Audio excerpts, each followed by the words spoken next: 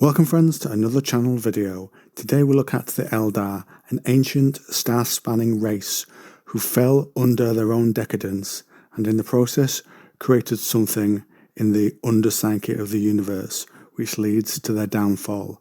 Let's get straight into it. The Eldar have highly advanced technology and their vast empire once covered the known galaxy. At their height, the Eldar homeworlds were paradises and they had nothing to fear from the galaxy around them, and so they filled themselves with the endless sensations around them, leaving no curiosity unsated, no sensation unexplored. They mastered the webway, or labyrinth dimension, allowing them to move faster than light by travelling through it and emerging into the normal galaxy, and when they died their spirit would return safely to the immaterium. But over time, their inner need to explore their passion and indulge themselves to the extreme had a consequence. This search for pleasure led to cults springing up, their focus to explore the exotic, and they would focus on hedonistic knowledge, on sensual pleasure. The exploration slid from curiosity to giving play to their most unnatural impulses in pursuit of sensation. This led to the Eldar becoming divided. One group who saw the corruption took the name Exodites. They wanted to found colony worlds away from the Empire, and yet others escaped on world ships called craft worlds, but most carried on, becoming lost in their desires, and the dangers that came with them were hidden still. In time, family would fight with family. Killers would stalk others to fulfill their own lusts. No life was allowed to be spared when weighed against the luxurious pleasures that grew within the Eldar. Their webway became a place for avarice and sadism, and worlds were bent to sate their vices. These palaces to bestial lust took hold, echoing within the immaterium. The psychic tides of the warp began to come together. The Eldar's deeds acted as an emotional focus that drew tides into form, and there a god began to grow within its fetid depths.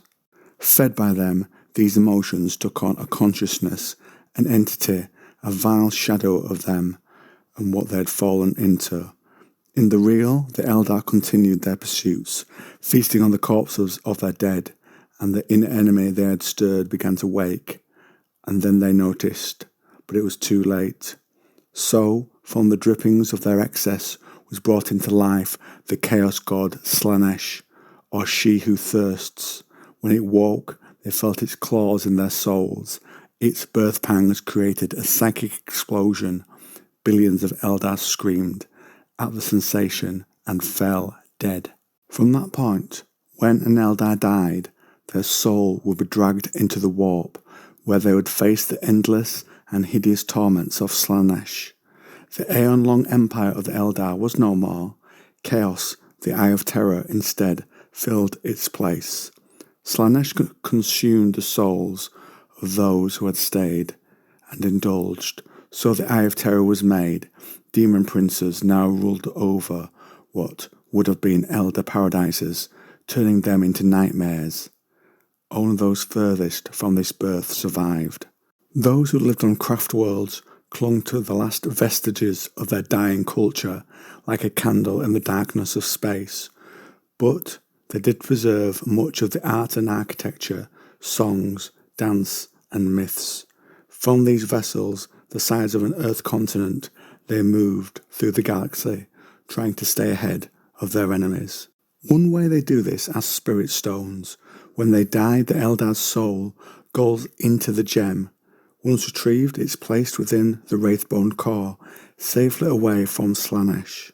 Other Eldar also cling to life. The Exodites we mentioned earlier had found a healthier way for them to live.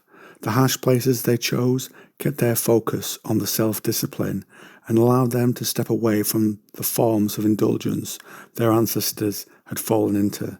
They also do this without the advanced technology of those same ancestors, avoiding the crutches that brought their civilization's downfall. Another group was saved by one of the elder gods, Kegarach, the laughing god. They are the Harlequins.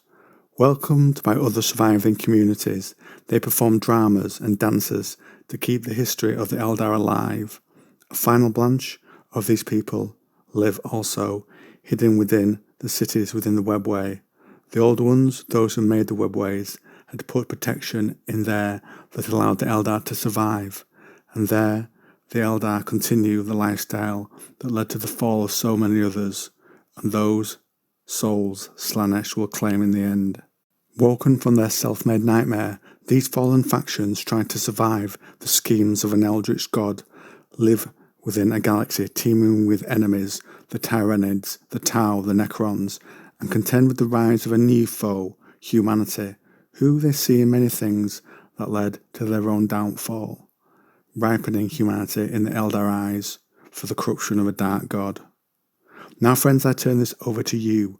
What do you think to the Eldar and their fall? How their actions gave birth to a new Prince of Chaos? Will humanity fall in the same way? Have you sailed the stars on an Elder craft world? Comment down below.